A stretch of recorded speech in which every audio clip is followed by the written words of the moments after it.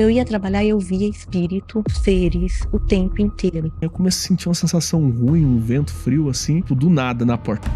Que existem espíritos doentes, seres obsessores, a gente chama de assediadores. E você tem obsessores espirituais que podem te atingir. Sabe quantos por cento da população já teve esse tipo de experiência, a população brasileira? Quantos por cento? 94%. Nossa. Acordar sempre num horário muito específico à noite. 3h20. Muita gente fala que, cara, isso aí é o horário do demônio. Peguei no ombro da minha mãe assim. Mãe, você sabe que não é você, rapaz, velho. Daí começou a se balançar, foi pra trás, velho. Quando eu ajusto a visão, eu vejo o rosto do meu pai. Quando eu falo pra você que espíritos não movem a matéria, de fato é real. Mas eu tenho que temer espíritos? Tem. Ele começou a falar que ele tava comendo goiaba. 2 caras vieram e passaram o canivete no pescoço dele. Nossa. Quando ele nasceu, ele tinha uma cicatriz no pescoço, onde teria sido passado o canivete. Plantas morrendo, vazamentos de água, vidro quebrando, animais adoecendo. Se começa a ficar muito recorrente, é ataque energético.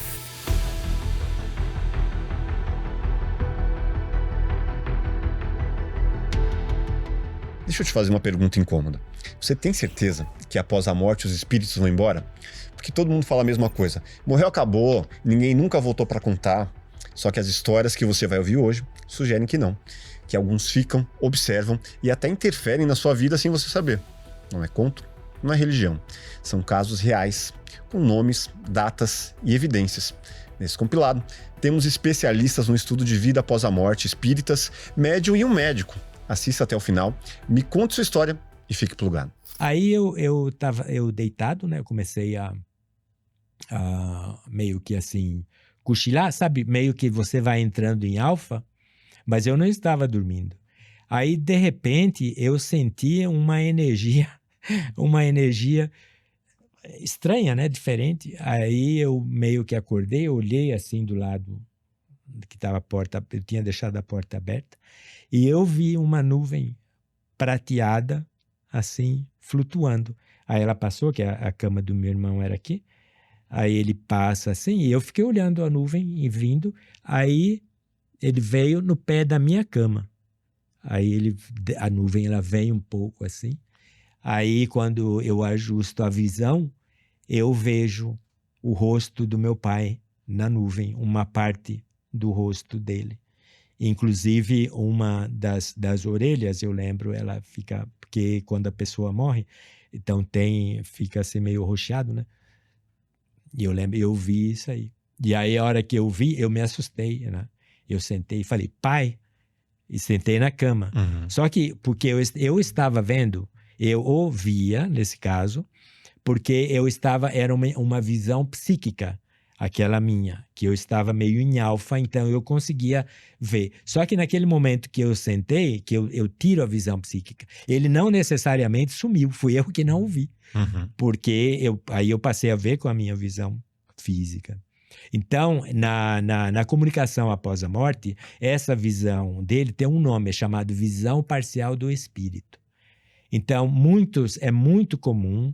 Tem muitos casos nos estudos que eu fiz e nas entrevistas que eu fiz com pais ou seres queridos que perderam.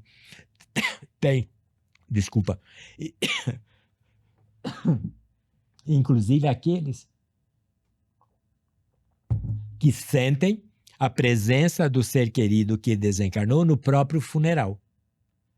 No próprio funeral. E muitos vêm naquele mesmo dia consolar, por exemplo, os pais. Uhum. Tem o caso de um menino que eles estavam no carro e ele tinha morrido em um acidente. E os pais desesperados. E de repente eles sentem a presença do menino lá com eles. Então nós temos essa... nesse caso, eles não viram. Eles sentiram a presença. Então a sensação de presença é um outro fenômeno, uma outra maneira de o espírito se manifestar. Uhum. Um outro que é muito corriqueiro, que é muito interessante também, é a sensação, você sentir a fragrância que aquela pessoa usava, ou seja, do perfume, ou da colônia, ou se ele fumava. Por exemplo, você sente, às vezes não tem nada, você está num ambiente que você não tem razão nenhuma, e de repente você sente aquela fragrância. Então, essa é uma maneira também que o espírito ele utiliza para fazer-se presente e manifestar-se, né? Um outro também, um objeto, e tem aquelas coisas da sincronicidade que chama talvez alguma coisa, um objeto que ele gostava, alguma coisa que você vê, movimento, esse tipo de coisa. O que você Pô, percebe? muita gente anda mediunizada e não percebe. O que o espírito faz? Eles são assim, eles controlam sutilmente, você vão controlando. Você fica. Eles não deixam demonstrar que você está sob controle. Tá? Minha mãe anda de cabeça baixa quando ela estava sob uma forte indução. Fazia cara fechada mesmo, eventualmente. Ela começava a usar termos que não era dela. Ela usava assim, era um termo que ela usava, tá? Apesar de ter uma conotação que parenta racismo, mas era dela, do espírito. Nego, não sei o quê. A gente não era mais Saulo, Sandro, era nego. Todas as pessoas. O cara mudava. Como é que eu sei que era? Aí aqui tá o detalhe. Como é que eu descobri que era o cara? Eu cheguei em casa de tocar um dia, eu sou músico, eu era músico, né? Minha mãe estava sentada, estranha, uma energia estranha na casa, uma sensação. Sabe, você não sabe o que era, já chegou uma vez uma angústia no peito, você não sabe, o negócio estava pesado ali. Sim. Aí eu entrei, minha mãe sentada. Aí eu senti um negócio, sentei perto da minha mãe, me arrepiei todo, velho. Aí eu tive uma intuição assim, eu peguei no ombro da minha mãe assim. Ela tava do meu lado esquerdo, eu peguei assim, no ombro dela assim. Mãe, você sabe que não é você, rapaz, velho. Ela começou a se balançar, foi pra trás, velho. Você não sabia nada. E o cara começou a falar comigo. O cara, que puxou o cara. Sim, ela tava semi-incorporada. O que acontece? E quando um espírito... Por que essa galera fica assim? É outra história, tá? Quando os espíritos fazem isso, eles gostam de deixar a pessoa cética. Porque eles não querem que você... Porque se descobre, você vai no centro espírita, você vai na igreja. Se descobre, você vai na Umbanda. Né? Então ele gosta. Então toda vez que você baixa a frequência e um espírito encosta em você, mesmo você tendo conhecimento, você não acredita que é. Você fica muito bravo, sou eu mesmo e tal. Mas não é, velho. Isso acontece até... Eu tenho até... Às vezes eu estou programando de madrugada, também sou programador, né? Fico lá fazendo as coisas. Tô de boa, sinto aquela massa energética densa chegando às vezes, que você faz um projeto de divulgação de despertar de consciência, chama muita atenção. Eu vou deixar uma câmera no meu quarto para você ver, botar um reloginho na minha esposa, na Carita, de identificação que ela tá dormindo para comprovar. Cara, passa por cima, ela começa a balançar dormindo. Como? Eu não falo, eu tô programando há horas, tá lá rodando, fico rodando, vou dormir todo dia, ou estudando, né, para faculdade. De repente eu sinto, eu paro assim, falei, tá peste, velho. Eu varo direto. Ontem aconteceu. Eu olho para ela assim, ela dormindo, ela começa a se sacudir assim. Aí eu pecoço, eu boto a mão assim nela, às vezes para tentar acalmar, para proteger, porque ela tem um pouquinho mais de densificação energética ectoplásmica, isso não é ruim, isso é mediunidade. E para perturbar ela, como eu não respondo, eles perturbam quem está do lado. Então, quando eu falo para você que espíritos não movem a matéria, de fato é real. Mas eu tenho que temer espíritos? Tem. Por quê? Eles são gatilhos. Quando uma pessoa morre, a gente tem dois tipos de processos. Um processo da reencarnação imediata, onde a pessoa entende a relação dela com a vida. Por isso que o budismo é essencial para o desapego. Onde ele vai entender o samsara, ele entende as relações da existência, ele entende que a família está crescendo e que ele está ficando velho, que ele está morrendo, que os bens vão ser divididos, que ele está vendo a família, né, se distanciar, é natural. E quando ele morre, ele fala, eu cumpri minha missão. Eu vi meus filhos crescendo, eu vi meus netos, eu tive meus cachorrinhos, eu tive muita coisa legal, comi pizza de chocolate, vivi pra caramba e tudo mais. Compreendeu a passagem dele, né? A existência. Ele morre. Na hora que ele morre, ele não tem apego à matéria mais. Então a consciência dele fica livre da matéria. Ele entende o processo. É uma montanha-russa que não tem como parar a morte. Você tá falando de um idoso, né? Tô falando de um idoso que viveu tudo. Uma pessoa que morre por uma bala perdida imediata, uma pessoa que morre por uma doença rápida, um adolescente que tem muito apreço à vida e acaba morrendo... É uma morte inesperada. A consciência dele não identifica a morte. Uma pessoa que morre dormindo acha que ainda está acordando. Então ele fica preso à matéria. A consciência dele ainda está alicerçando junto a todos os fundamentos da sua vida. A sociedade, a princípios, amigos, dinheiro e tudo mais. Ele fica obcecado pela vida. Uma pessoa que fica obcecada pela vida se torna um obsessor. Matou a questão do que é um obsessor. Quando você vai para o budismo é espetacular dentro da explicação por meio da roda da vida, onde você tem diversos reinos. O reino dos deuses, semideuses, dos homens, dos animais, dos hungry ghosts e dos infernos, quente e gelado. O que é o reino dos deuses? Vou dar exemplos, posso? Renato Cariani. Sua inspiração? Não é minha inspiração.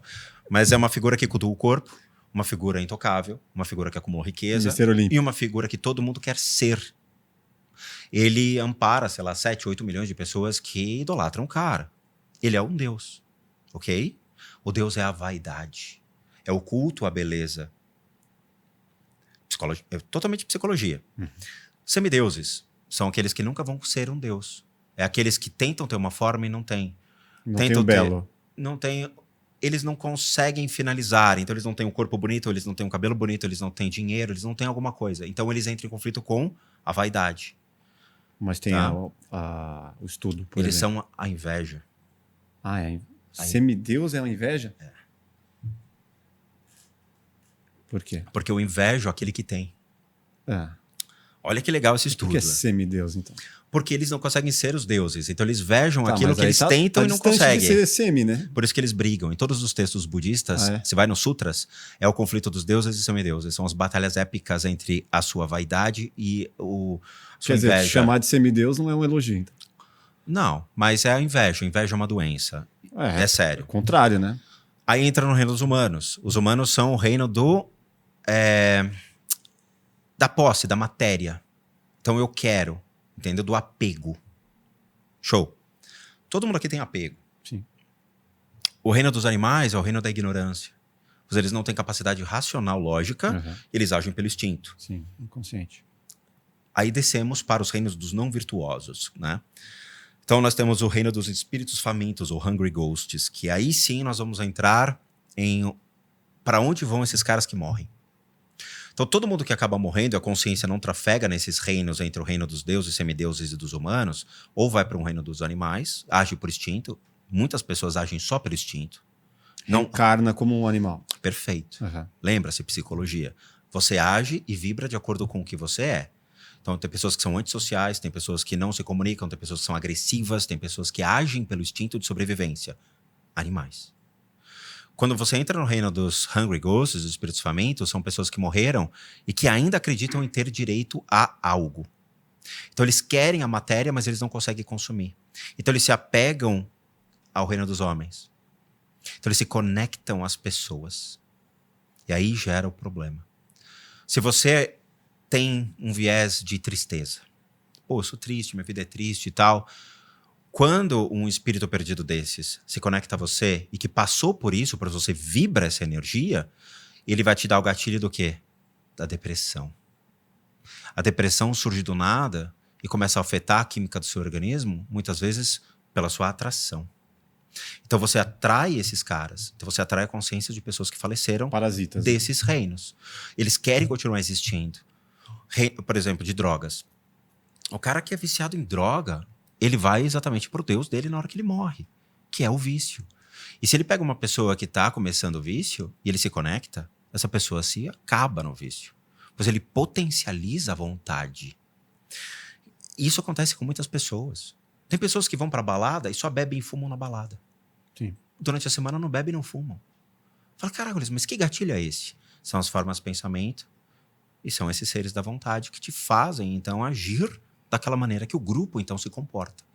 E você vai pra casa e você fala, engraçado, eu não tenho vontade de fumar e beber em casa. Só quando eu saio com o pessoal. Então, as energias ali do ambiente, né? São, mas aqui energias não se envolve só um lado metafísico, né, da coisa, mas as energias é todo o conjunto de pensamentos, de pessoas, de um contrato social que você está fazendo lá junto com as pessoas. Vamos sair para beber. É um contrato social, vamos nos divertir essa noite. Então a ideia, a forma de pensamento criada, a vontade, o desejo criado. A gente estava falando de momentos aqui, recentemente entraram novas pessoas para a nossa equipe e eles também viram um ser estranho aqui no Plugado. A Vivi pode contar um pouco mais desse ser. Já aconteceu aqui, acho que eu já contei, acho que vale... Tá cortando o seu? Não, não sei. Tá ouvindo bem? Tô te ouvindo. Tá, então foi só o meu. Então a Vivi pode contar um pouco mais. Isso já há algum tempo aconteceu, mas conta aí, Vivi. Fantasma do Plugado. O fantasma do plugado. Uma vez estava voltando de uma produção, já era noite. Aí nós temos uma salinha ali onde guardávamos os equipamentos. Guarda ainda, né? O Sim, equipamento, ainda. né? Sala de produção. Aí eu cheguei, abri a porta, bonitinha. Abri a portinha, acendi a luz e tinha um espírito super deformado. Sombrio mesmo. Bom, não, ele estava deformado, como se ele estivesse em decomposição. Tá. Era horrível. E, enfim, Todo estrupiado. Não, e eu senti Era um só cheiro. desencarnado E tinha um mesmo. cheiro muito horrível, né? A minha primeira reação foi descer essas escadas correndo, morrendo de medo. Quem nunca fugiu de um espírito que atire a primeira pedra? Pois é, aí depois eu comecei a rezar, fiz um credo e tudo mais, enfim, beleza. Levei isso, né, pro terreiro, né, onde eu trabalhava, na verdade, e a gente fez um trabalho para limpar o espaço, na verdade, né? E, enfim, conseguimos fazer isso, mas foi uma coisa muito horrorosa, né? Eu costumo ver coisas, mas eu acho que esse foi o mais feio que eu vi na minha vida. Porém, não sei se a limpeza foi muito bem feita, porque recentemente Vem, né? outras pessoas viram. Cintia pode dizer. Não, tava boa a energia mesmo. Não tinham seres negativos assim, não. Então, o Guilherme contou que ele tava primeira noite dele aqui, esperando o render, editando à noite, ele viu uma passagem de sombra. De sombra. É que às vezes a sombra não necessariamente é um ser negativo. Às vezes pode ser só, às vezes a gente não tem o hábito de ver ou de entender, a gente vê como se fosse só algo de relance passando. Eu brinco como se fosse um cachorro correndo, sabe? Alguém passando de bicicleta, aquele negócio rápido. Então, isso não necessariamente pode ser só um desencarnado, um mentor, alguém que tá passando ali, né? Então tá tudo bem aqui, galera pode vir. Na verdade, tinham guardiões, né? Pode vir, pessoal, tá bem legal. Tinha o guardião dela, na verdade. Um lance de acordar sempre num horário muito específico à noite. Em torno de 3h20, 3h30. Eu pesquisei sobre isso e muita gente fala que, cara, isso aí é o horário do demônio, umas coisas bizarras, assim. E comigo acontece quase todo dia. 3h20, 3h30, eu acordo. E aí tem que ir no banheiro. Não sei, pode ser uma coisa simplesmente a vontade de ir no banheiro que dá nesse horário. Mas acontece quase todo dia. Tem alguma relação? Teoria, isso que falam de... Faz uma relação com 666 e pega o 333. Sim. Tem umas teorias bizarras sobre isso. Isso é mais folclore. Folclore, né? Especialmente quando diz assim, não volte a dormir, é perigoso. Não, o horário do demônio, umas coisas assim que até se assusta quando vai pesquisar. Alguns até falam, não, horário do nascimento de Jesus. Não tem nada a ver, tem nada a ver. Isso aí é só mais um folclore para dizer que alguma coisa ruim, é mais para passar medo. Mas, a princípio, não tem nada de negativo. O que você tem que observar é o seguinte, aí tem que puxar... Eu já até parei de beber água muito depois das 6, depois das 7, para não acordar, para tentar não acordar, mas eu acordo. Sim. Em geral tem que... Atrapalha meu sono. Atrapalha. O que você tem que pensar é assim, o que está acontecendo durante o período do sono? Por quê? Existem pessoas que muitas vezes acordam porque elas tiveram processos de pesadelo. Que ela lembra ou não. Porque vamos pensar o seguinte, todo mundo sonha todas as noites. É mecanismo cerebral. Mesmo que você não recorde. E dentro desses sonhos também tem o processo pesadelar. Também entra nessa conta. Então, a cada 90 minutos a gente está sonhando. Automaticamente, enquanto dorme. Agora, quando ele é muito frequente, tem que ver assim... o que você está pensando antes de dormir? O que você está fazendo durante a noite? Porque uma coisa que boa parte das pessoas não sabe e fica chocada é o seguinte. A gente fala de sair do corpo, mas o que se admite é que todo mundo sai do corpo todas as noites. Sem exceção. E fica preso pelo cordão de fio de prata. Cordão de prata, é isso? Mas isso é... A gente admite que é real. Inclusive, pessoas que têm experiência de quase morte conseguem ver outros dormindo e ver as pessoas fora do corpo também. Então, dormiu, saiu do corpo. Não tem opção. É um mecanismo quase que físico para você... reajustar sua biologia e voltar recarregado no dia seguinte. Então todo mundo sai do corpo todas as noites ao dormir. Entende? Isso é óbvio. Só que aí, olha que ponto interessante. A gente diz que o que você faz durante a noite? Porque muitas vezes a pessoa ela vai atrás dos problemas ou das paixões que ela está vivendo naquela fase. Então paixão assim, por exemplo, a pessoa está viciada em jogatina. Não é brincadeira, a pessoa sai do corpo, vai pro cassino, vai pro não sei aonde, ela vai jogar, a pessoa tá muito carente, ela vai atrás do que ela tá carente. A pessoa tá fazendo dieta, a pessoa vai atrás da geladeira, de comida. Vai atrás de comida. Não é realmente, esse corpo que sai, esse corpo sutil que o pessoal vê muito nos filmes, né? Aquela réplica mesmo do espírito e tal, ele é chamado de corpo emocional. E não é à toa, porque ele é o corpo dos desejos, o corpo das emoções. Tudo que você quer, você vai atrás. Tem pessoas que vão trabalhar inconscientemente, ninguém sabe. Mas ela vai levada, vamos dizer assim, de modo automático. Faz aquilo, não sabe, tipo um zumbi, tá ali robotizado, volta e não lembra de nada no dia seguinte. Então, esse tipo de ocorrência tem. Agora, quando a pessoa... Existem casos de pessoas que acordam 3 da manhã, porque muitas vezes ela está sofrendo certos, a gente chama de ataques extrafísicos. Então, a gente admite que existem espíritos doentes, seres obsessores, a gente chama de assediadores. Gente que é mal intencionada, gente que quer o teu mal, gente que já faleceu e fica te perturbando. Nas EQMs negativas é o que mais aparece, né? Então, existem consciências que, como o corpo morre, mas a consciência não, se elas te odeiam, elas podem tentar se vingar, ou elas podem, enfim. Cada caso é um caso. E já vi pessoas que relatando em certas fases da vida que está mais pressionada, que ela está mais angustiada, que ela está com raiva, está possessa da cara com alguém. E ela às vezes começa, ela não sabe, mas ela está brigando. Ela vai dormir, ela começa a brigar e ter certos ataques e ela volta às vezes. Mas quando a pessoa volta, ela tem que ver. Ela voltou, só acordou e está tudo bem?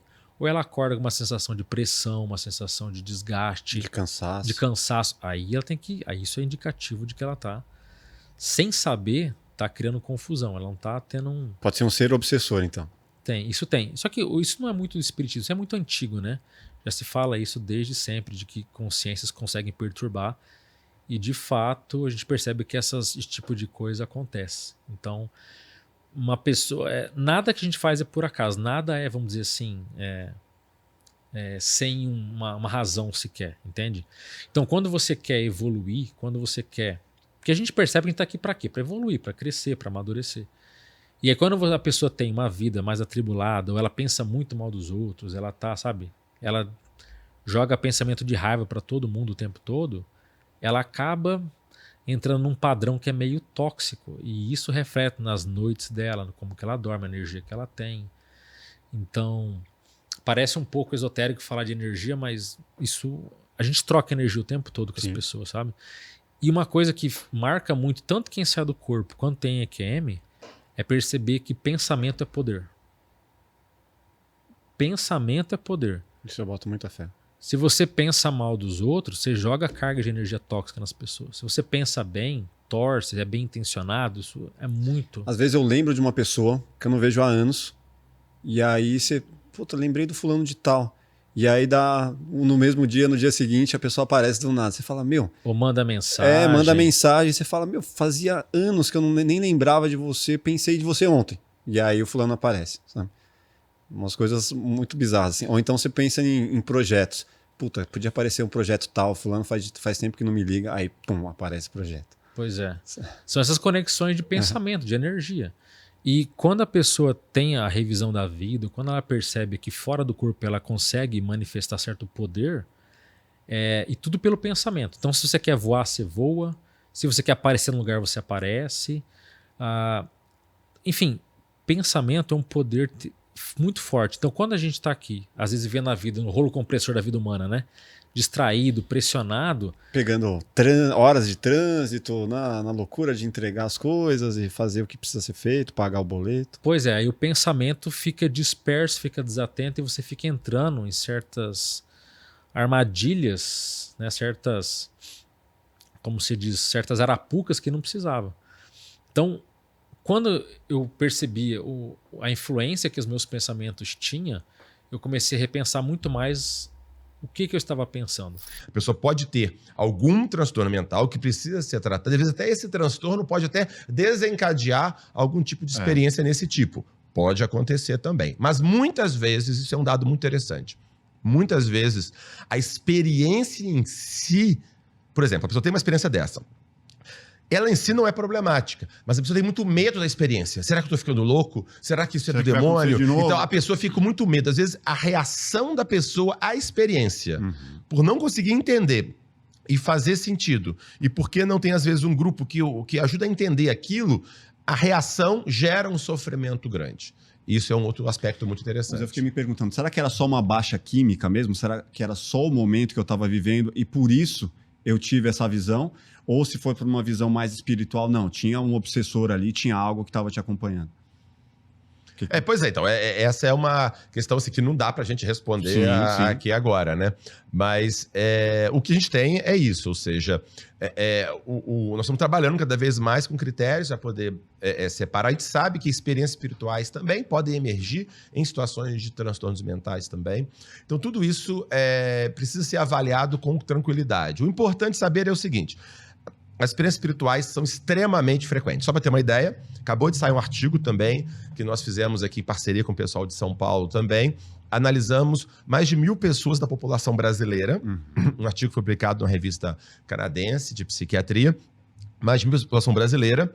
E nós investigamos a prevalência de experiências espirituais profundas. Experiências fora do corpo, de ver pessoas que já morreram, conexão íntima com Deus, etc. Muitas vezes nós chamamos essas experiências anômalas, que seriam fora do habitual. Sim.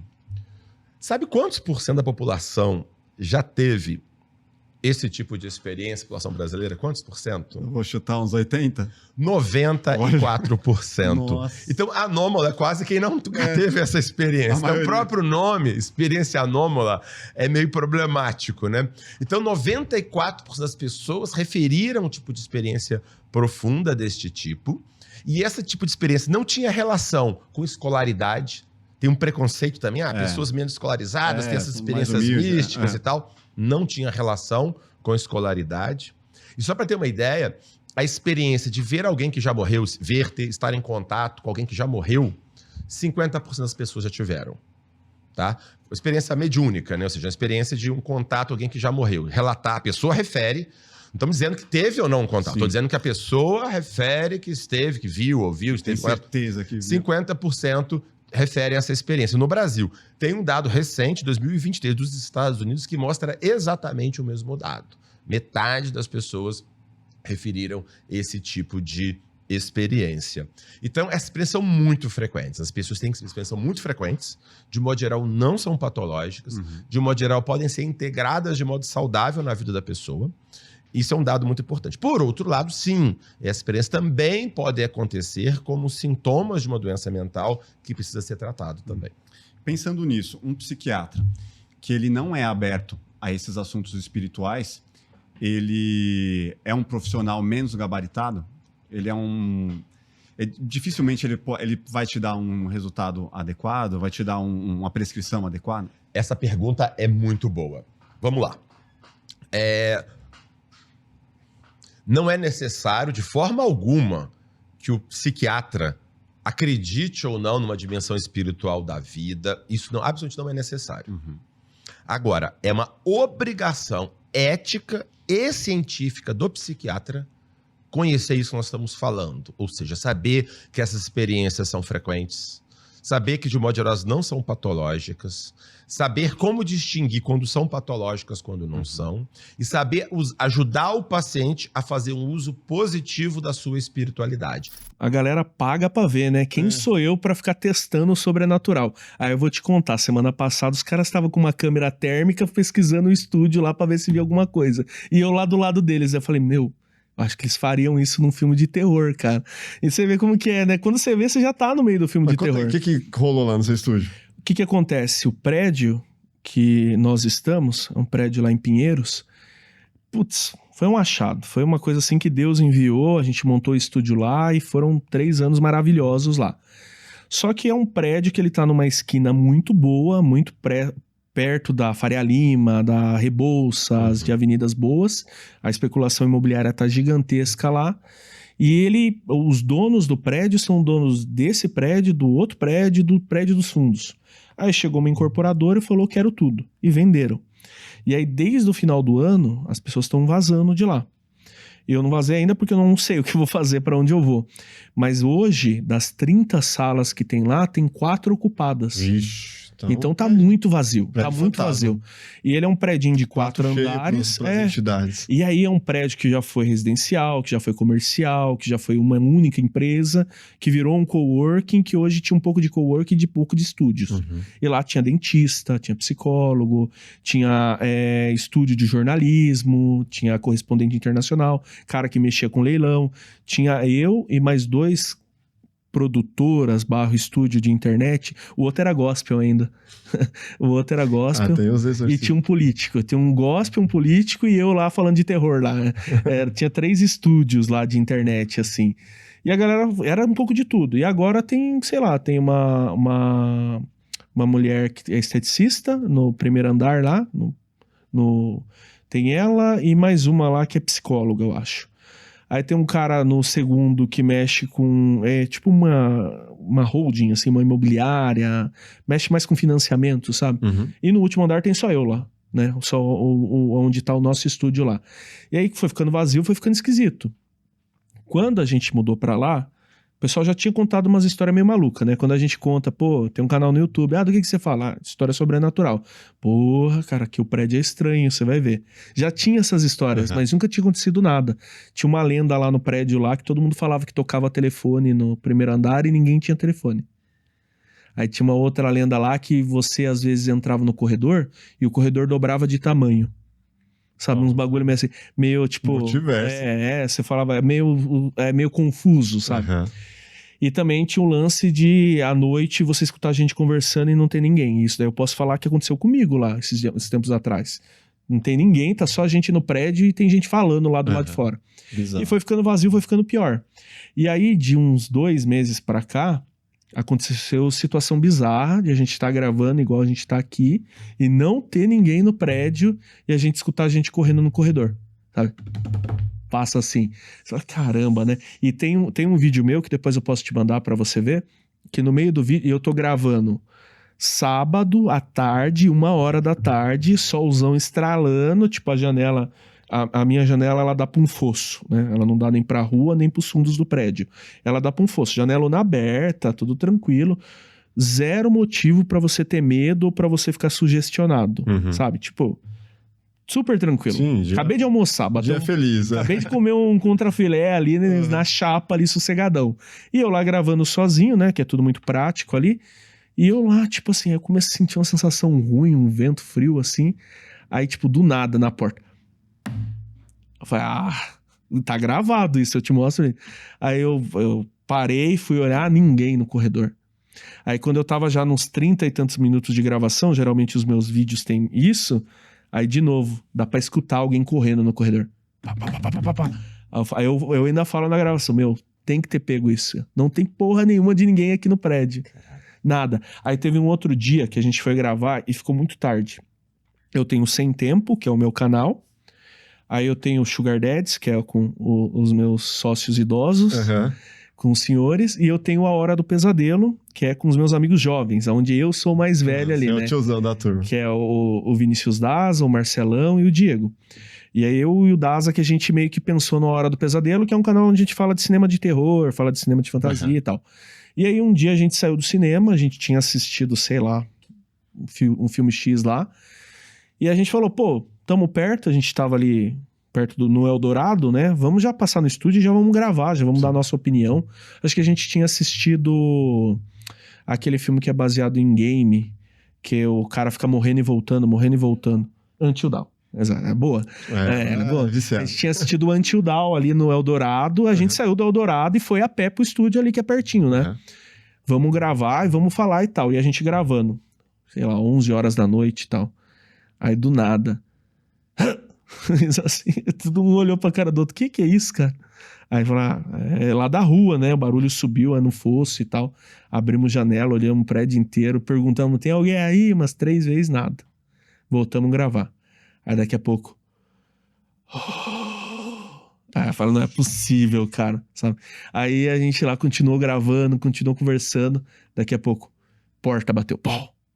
Aí depois daquele dia, todo mundo que não acreditava ali do estúdio passou a acreditar. O plugado mudou, e não só de endereço. Agora, além do estúdio audiovisual, temos espaço para eventos corporativos de até 32 pessoas. Em parceria com a Agence, estamos na Berrini, grande centro corporativo de São Paulo. A gente produz vídeos corporativos, podcasts criativos, faz lives e agora também temos um painel de LED fixo de 8 metros de largura que nos permite criar diferentes cenários e atmosferas. Estamos prontos para receber seu encontro corporativo e produzir seus conteúdos. Esse é o Plugado, um novo espaço, mais possibilidades e a mesma essência. Vem produzir com a gente.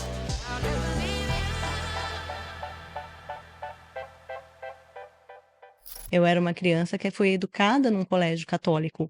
Então, essa cultura da espiritualidade era muito ligada à religião para mim, porque eu não tinha a consciência, às vezes, de que o que eu via, do que eu percebia, eram energias, eram seres, eram espíritos. Só que eu era aquela criança que conversava com espíritos. Só que quando eu era muito pequena, para mim era natural, porque eu não tinha consciência ainda de que era um espírito. Até os 10 anos, mais ou menos? É, por aí. Primeira infância. Primeira infância. Quando eu tive a consciência de que era um espírito, eu fiquei com medo. E aí, o que aconteceu? Eu fechei. Aí eu bloqueei por um bom tempo essa mediunidade, só que eu nunca perdi 100% da mediunidade. Então, assim, eu parei de ter a clarividência, a clareaudiência como um todo, mas eu tinha sensibilidade energética. Então eu sentia, eu era esponja, às vezes eu ouvia, eu tinha aquela sensação de presença, mas eu não conseguia identificar como um ser, como um espírito. Recebia muitas mensagens, mas eu não conseguia identificar. Tinha sonhos lúcidos, isso era como a minha mediunidade se manifestava. Na minha adolescência, eu acabei passando por um problema de saúde, e isso me fez questionar muito a espiritualidade, me fez questionar muito a minha fé. Na verdade. Então, eu estudava muito, eu lia muito, mas estudava a doutrina cristã. Eu estudava muito da espiritualidade, aquilo que eu tinha acesso, que eu tinha conhecimento. Quando eu tive problema de saúde, eu comecei a buscar outras coisas. Então eu comecei a olhar um pouco de energias e companhia, só que eu desacreditava. Sabe quando você tem aquela dúvida? Um bloqueio. Um bloqueio no sentido de, será que existe mesmo? Sim. Ou esse bando de gente é maluca? Normal. Tipo, 90% da população. 90% da população, principalmente adolescente, passando por algum tipo de problema. Quem nunca foi adolescente e questionou a espiritualidade de uma forma. E aí eu tive um evento que foi assim, acho que foi um grande evento marcante da minha vida, que foi um dia que eu acho que eu joguei a toalha, sabe? E falei, não existe. Não existe, não existe, é tudo mentira. Se existe, por que que eu não vejo? Não sei até hoje por que que eu dei a loucura de falar isso. Foi o primeiro contato que eu tive com o meu anjo guardião. Nesse dia eu senti o meu anjo, eu vi o meu anjo. E aí foi uma energia, assim, que acho que foi a coisa mais forte que eu senti até hoje. Foi quem já teve contato com anjos ou já percebeu energia de anjos, sabe que é um negócio de você não consegue ficar em pé. É um amor tão grande, é uma intensidade tão grande, é uma luz tão grande que você literalmente ajoelha, chora e tem essa concepção de, putz, Deus existe, entendeu? E isso mudou a minha vida. Mudou a minha vida de uma forma geral, porque aí eu comecei a perceber a presença do meu anjo muito forte, sempre comigo. Então aquela dúvida que eu tinha, não existe nada, passou de eu tenho uma fé absoluta, porque existe sim, existe tudo. Só que eu ainda tinha medo, tá? E aí quando eu vi o meu anjo, o que que aconteceu? Eu abri de novo, via tudo de novo. Então eu via, eu assustava, eu corria de espírito, corria de entidades, corria de tudo. Tinha medo realmente. Bloqueei de novo, conseguia perceber ainda a energia, conseguia perceber ainda anjos e companhia, fazia meu ritual, só que eu permaneci bloqueado durante muito tempo. Quando eu já tinha 20 anos, já estava trabalhando, já estava formada, trabalhava como advogada, na verdade, já. Aí eu também fui trabalhar num lugar, e aí eu não sei o que que aconteceu naquele lugar, que a minha mediunidade fez assim, ó, na hora, abriu completamente. Então eu ia trabalhar e eu via espírito, seres, o tempo inteiro.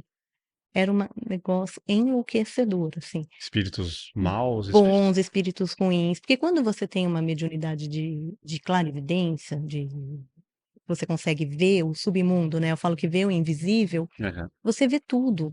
Você não consegue filtrar, eu quero só ver os bonzinhos, principalmente quando você está aprendendo, você vê absolutamente tudo. Tudo é portal energético, são seres negativos, são demônios, são anjos, são mentores, são protetores, são pessoas que desencarnaram e não sabem que desencarnaram, são pessoas que acabaram de sofrer acidente, estão ali como espíritos. É horrível. Imagina um filme de terror. É viver num filme de terror. Para mim, pelo menos, a sensação que eu tinha era isso. Por exemplo, teve um libanês que ele começou a falar que ele tinha tido uma vida... Ele falou assim, ele chamava Imad. Ele começou a dar um nome. Eu nasci, eu tinha tal lugar, minha casa tinha 3 andares, eu tinha um cachorro tal. Começou a falar toda a vida dele. E aí, quando pegaram para analisar, foram até a cidade vizinha, que era onde ele falava, e encontraram. Só que esse caso já fazia umas 2 décadas, já fazia um pouco mais de tempo. Acho que até mais. E aí, mas encontraram a casa que ele falou. Ele até citou detalhes específicos do que ele vivia, dos objetos que ele tinha. Caramba. E foram encontrando exatamente tudo que estava ali. Esse libanês foi registrado... dos 57 afirmações que ele fez, 51 foram fidedignas. Ou seja, para a ciência... Por que não tem uma comprovação? Porque tem que ter sempre 100%. Sim.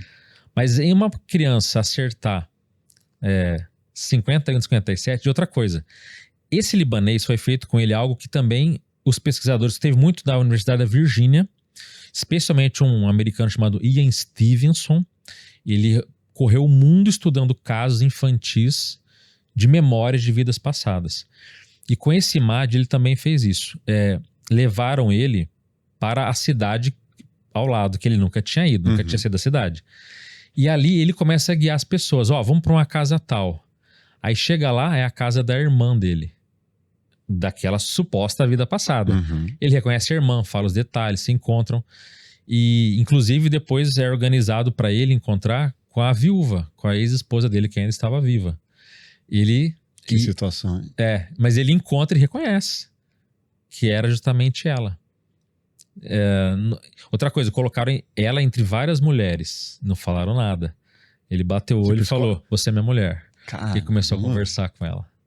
Que bizarro, cara. E aí você fala, mas não teve 100% de comprovação, mas pega estatisticamente alguém que sabe o nome das pessoas, Sim. Os contextos, que conhece. Então, isso é muito disruptivo para quem fala que isso é apenas alucinação. Entendeu? Agora, pensando no caso, era uma criança ainda. Uma criança, 5 anos. A partir de que idade que é muito improvável que essas memórias permaneçam? Tem um teto? Então, as memórias tendem a desaparecer com o tempo, mas é muito comum e frequente, com 2 anos de idade, em alguns casos, aparecer.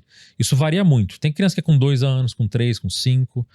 Teve até um caso mais tardio que com 11 anos ele começou a falar de uma vida que ele teve, que ele vendia, que ele era muito religioso, que ele não emprestava livros, que ele tinha uma vida de mais luxo, ele era muito pobre agora. Então, assim, varia muito a idade. Mas os relatos geralmente vão até essa faixa etária, 11, 12 anos no máximo, mas em torno, entre 2 a 7 anos é o ápice de recordações. E muitos vão esquecendo, e uma pesquisa que foi feita mostrou que cerca de 30 e poucos % mantém a memória, mesmo na fase adulta. Quer dizer, ela tem lá 50 anos, ela lembra vividamente do que aconteceu, enquanto outras vão esquecendo com o passar do tempo. Porque eu fico pensando assim, adulto é muito maior a probabilidade de, sei lá, uma esquizofrenia, qualquer coisa do tipo, inventar histórias. Criança mais improvável, né? Então por isso que queria entender assim, até que idade. Passou dos 20, esquece, não tem como lembrar mais. Não tem essa regra. Não, a memória, qualquer indivíduo pode, vamos dizer assim, destravar uma memória desse tipo. Qualquer pessoa. Tem casos que a pessoa tem uma experiência de quase morte, ela destrava essas memórias. Tem casos até de pessoas fazendo meditações ou estados de relaxamento e vem aquela ideia ou aquela informação.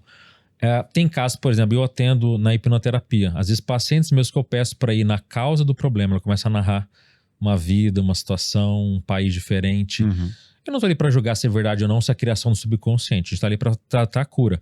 Mas tem relatos que são extremamente detalhistas, com nome, ano e o que aconteceu em tudo, sabe? Então, as memórias, a princípio, qualquer pessoa pode ter. Mas nos casos de criança, mostra que tem algo a mais, por ter essa consistência e essa verificabilidade que é muito forte, né? Agora, um pai e uma mãe que tá assistindo e que tem um filho ali que tá contando diversas histórias e que, nesse momento, ele falou, pô, peraí, o que ele deve fazer? Quem que ele deve procurar? Muito provavelmente ele já buscou um psicólogo, um psiquiatra, qualquer coisa do tipo, e as histórias se mantêm ali. A quem recorrer? Hoje, o próprio Ian Stevenson, que estudava, não está mais vivo hoje, e não tem praticamente ninguém que tenha assumido a cadeira dele no sentido de fazer o trabalho que ele fazia. Mas no Brasil deve ser mais complexo, né? Eu sugiro ao pai e à mãe, primeiro, nunca reprimir a criança. Ah, você foi? Quem que você era? Estimula, pergunta. Deixa a criança falar. Porque se você começar a falar, para de falar essas coisas, que você está inventando. Menino doidinho. Olha lá, eu te levar no hospital lá, vou te deixar lá, hein? Vou te colocar na camisa de força. E aí a criança vai reprimindo, ela vai se sentindo que ela não é bem-vinda em falar o que ela diz. Então, para todo pai, o indicado, eu sugiro procurar alguém que tenha pelo menos um viés que aceite algo nesse sentido. Um médico que tem algum estudo paralelo, né, de anomalias.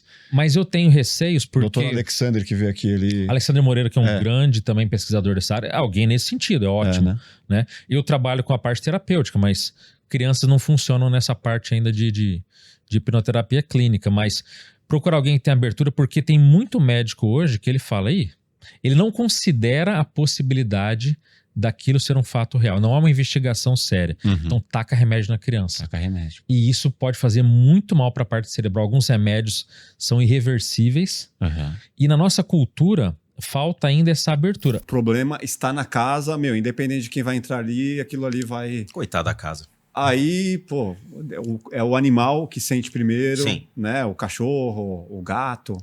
Essas alegorias, elas têm fundamento? Não. Teoricamente, uma casa é só uma casa. Porém, uma casa é uma caixa, onde você passa uma vida naquela caixa trancado.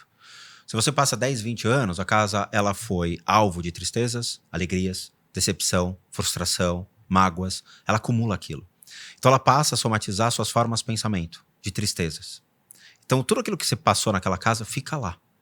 Então, quando uma pessoa estranha entra numa casa, gera uma emoção que você já sentiu.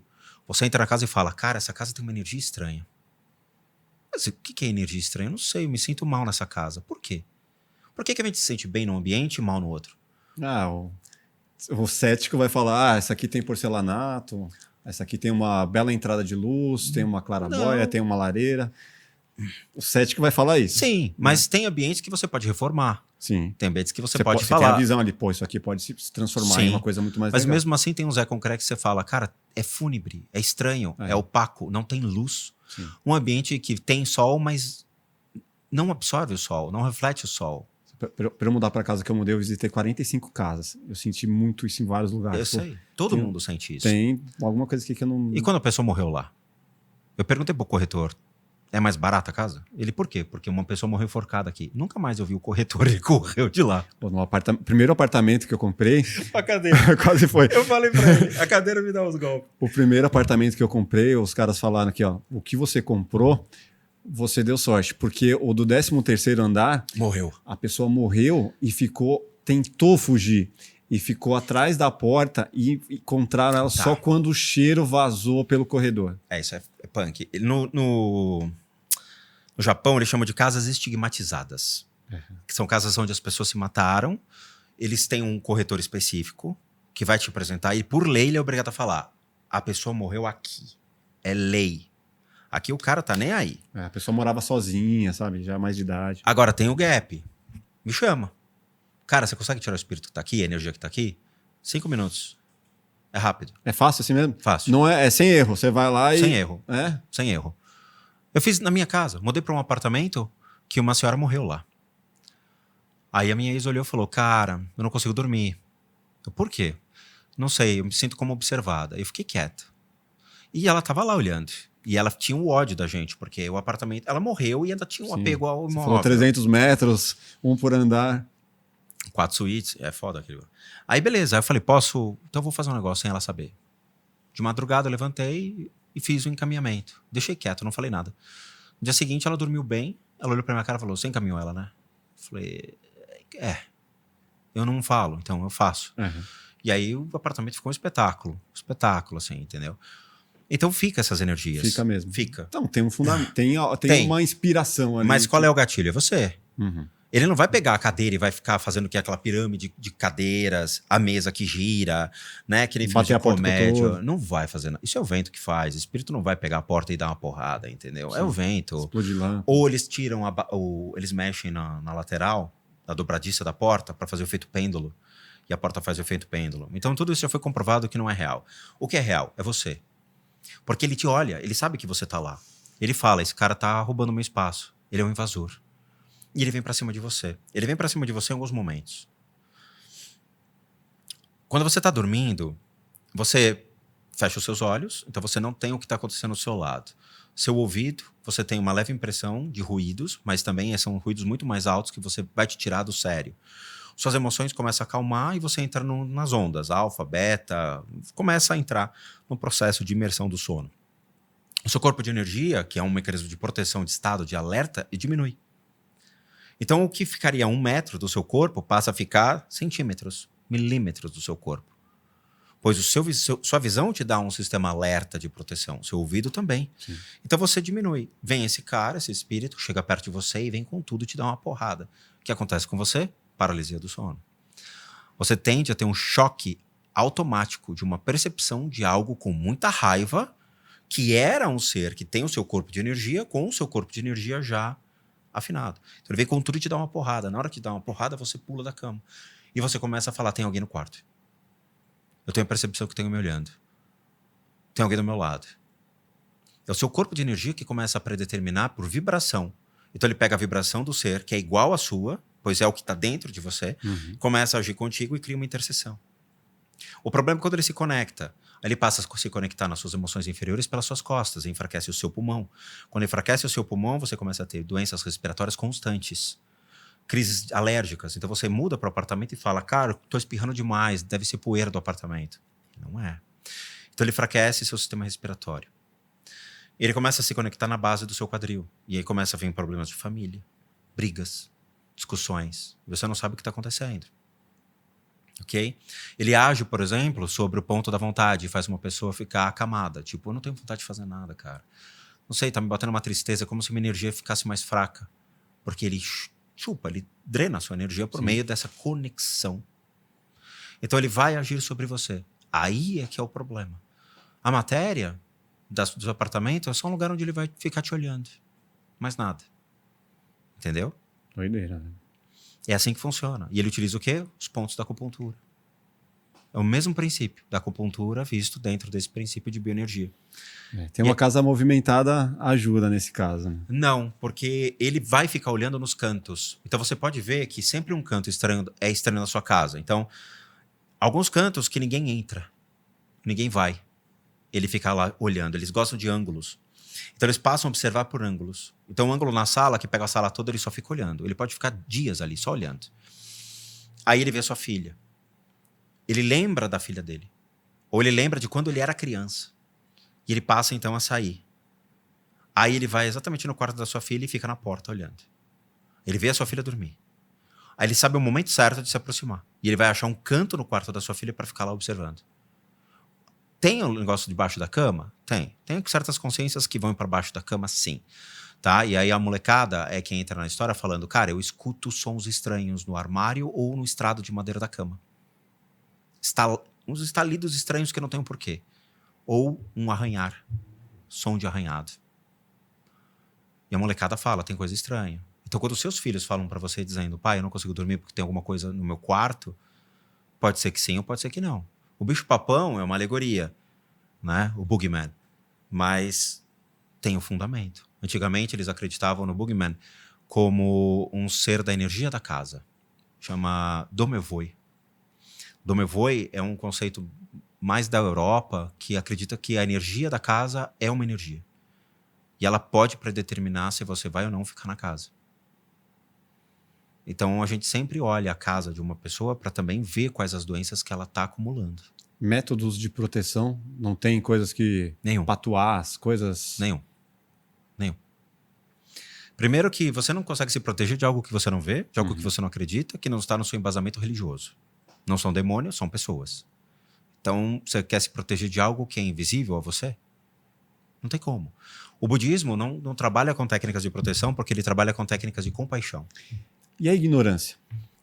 Não é um bom método de proteção nessa? Não faço ideia, não acredito, não sei.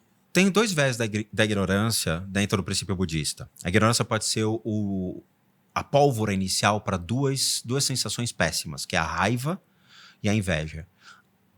A ignorância é o pior das não virtudes do ser humano. É o pior veneno da mente. Ela vai estimular todos os demais. Porque com a ignorância eu não controlo minha raiva. Com a ignorância eu não controlo minha inveja. Com a ignorância eu não controlo meu apego. Pois eu não entendo o que está acontecendo comigo. O fato de você não entender o que causa a enfermidade, por um lado, ok, eu vou para o hospital e lá eles dizem o que é. Mas eles mandaram ir para o centro espírita. Eu já vi médico falando isso. Médico mandando ir para... Sim, já vi. Num hospital, o médico olhou para a pessoa e falou: olha, teu negócio eu não sei o que é, procura um centro espírita. Plantas morrendo, vazamentos de água, vidro quebrando, animais adoecendo, a gente em doenças recorrentes que não saram, vazamentos mofos em geral, se começa a ficar muito recorrente, é ataque energético. Em geral, tem um fundo de ataque energético. E aí pode ser de magia, pode ser de como lenda. Mas a casa fala, né? Vamos colocar dessa forma. Sabe, diferente. O canto da parede que começa a ficar mofado. Tá tudo bem. Mas o canto, você fala... Não, às vezes pode ser só um vazamento, realmente. Tipo, a calha entupiu. Mas tem uns que são inexplicáveis. Você fala, e começa a ser recorrente. É diferente. Eu corrigi isso daqui. Aí corrigi isso daqui e deu em outro lugar. Sabe? A torneira da pia estava vazando. Aí, de repente, os pratos começaram a quebrar. Aí, de repente, toda a planta começa a morrer. Isso são indícios de que a energia do local não está bacana. Alimentos estão estragando com muita facilidade. Sabe aquela fruta que você compra no domingo, na terça-feira já está podre? Sim. Alguma coisa está errada com a energia da casa. Mas não é ser obsessor isso. Não precisa necessariamente ser obsessor. Pode ser a própria energia, ou miasmas, ou essas larvas astrais, ou a nossa energia às vezes está muito carregada, que está sugando como se fosse energia vital da casa e da planta. Não necessariamente a ver com ser obsessor. Em geral, são ataques mais pesados. Obsessores, seres negativos, magia negra. Quem controla o astral inferior da sua casa é o encosto que mora lá na casa. Você bate na porta, quem vai espiritualmente, quem entra na frente é ele. Ele não deixa ninguém passar, ele protege a casa com unhas e dentes. Isso acontece o tempo todo. Então ele encosta uma pessoa, sente prazer, sente saciar. Finalmente eu tô conseguindo sentir. Só que ele não é ruim, velho. E outra coisa, ele não pensa também que é ruim. Porque esse cara já fuma. Eu só encostei perto dele, aí acontece um processo de potencialização. Ele encosta, tá à vontade, ele dá vontade pro cara, o cara começa a fumar mais e entra em simbiose, aí acabou. É por isso que é o problema da desarmonia. Aí fica lá no umbral. Você tomar seu vinho fim de semana, sentar, tomar sua cerveja, zero bronca. Cara, alcoólatra não tem perfil de ficar com você se você bebe uma vez por semana. Ele só vai ficar com você se você bebe todo dia. Que bom. Uma vez por semana, então não se sinta culpado, nem pesado. É uma coisa equilibrada, faz bem relaxar um pouco. Todo mundo tem um tipo de cachaça. Se o cara não bebe, ele joga. Sim. É o meu caso. Joga videogame, faz alguma coisa, toca música, que é o caso da gente, vai fazer alguma coisa. Que a gente faz. Mas se você faz uma coisa todo dia, se você comer alface todo dia, não vai ter espírito do seu lado. Porque ninguém morre viciado em alface.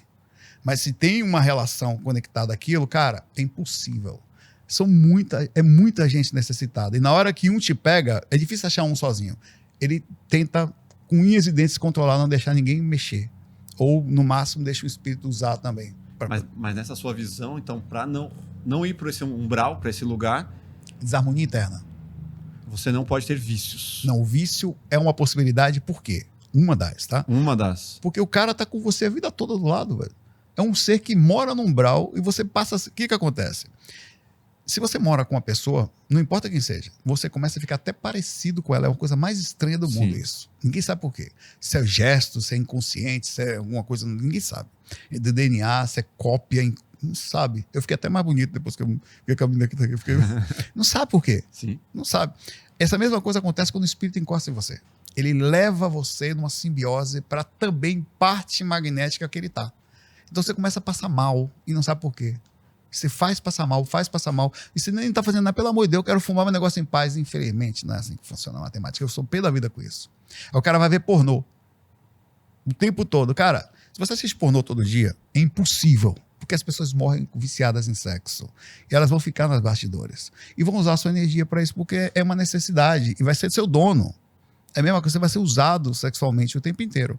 Porque, cara, eu sei que parece esquizofrenia. Essa é uma coisa que eu não gosto, eu odeio isso. Eu queria ter minha liberdade de fazer qualquer merda que eu quisesse fazer. Sem ninguém me encher o saco. Deixa eu acabar com a minha vida se eu quiser, até bebendo e tal, ou fumando, ou vendo pornô. Eu não quero que ninguém me enche o saco. Mas, infelizmente, não é assim que funciona. É como várias outras coisas que acontecem na vida, tem uma reação. E você tem que assumir essa reação. Outras formas de cair é uma frequência que você tá. Existe frequência de tristeza, de depressão, de frequência de tudo. E não quer dizer que minha mãe morreu com cigarro, não foi. Não caiu. Mas tem uma reação. O corpo astral, acompanhei várias pessoas, acompanhei o desencarne da minha mãe, sabia que a minha mãe ia morrer antes de morrer, eu tenho um vídeo sobre isso.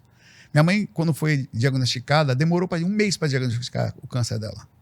Sabia que era, mas sabia que tipo de quimioterapia. Quando tentaram fazer a quimioterapia, já não podia mais, porque ela estava muito cansada. Eu vi os parentes todos vindo buscar minha mãe, velho. Antes dela morrer, bem antes do médico falar que ela não ia conseguir. Bem antes. Assim, ela desencarnou, não foi pro umbral. Mas ela tem uma reação. Porque o câncer, tudo que acontece no corpo acontece também no processo do DNA do lado de lá. Se você for recuperado, for para um plano melhor, você vai ter um processo de recuperação paulatino. Você já levanta, não vai, um cara que se desencarna com Alzheimer, ele não vai levantar de vez. Mas nem a pau. Eu já vi isso várias vezes. Ele vai chegar dormindo, ele vai voltando. Se ele for recuperado, porque depende da vida dele, né? Se tinha um espírito, o que ele fez? Se ele for para a zona superior, um lugar mais equilibrado, junto aos médicos, com cuidado, então ele vai recuperando, ele vai voltando. Em 2, 3 meses ele já está conversando, começa a voltar. Se ele cair no umbral, cara, eu vi gente no umbral que morreu com câncer, com o corpo todo tomado. Porque o tumor aqui tem um limite. As células vão se proliferando, atinge um outro órgão, você vai embora. Da metástase, você morre. Lá não.